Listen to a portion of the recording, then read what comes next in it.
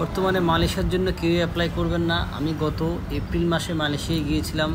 ওখানে গিয়ে বাংলাদেশি প্রবাসী মালয়েশিয়ানে ওয়ার্কার যারা আছে তাদের যে করুণ অবস্থা আমি দেখেছি বলার মতো না। ইভেন আমি অনেকের সাথে কথা বলেছি, তারা বলল যে তারা এসেছে এখানে 1 বছর 2 বছর হয়ে গেছে, কিন্তু এখনও কোনো কাজ পাচ্ছে না।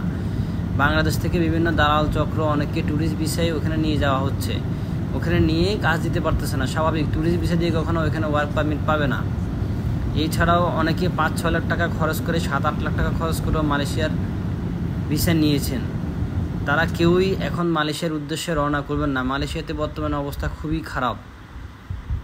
প্রায় 30,000 কর্মী এয়ারপোর্টে আটকা পড়ে আছে বিগত কয়েকদিন ধরে। আপনারা অবশ্যই নিউজে সেটা দেখতে পাচ্ছেন।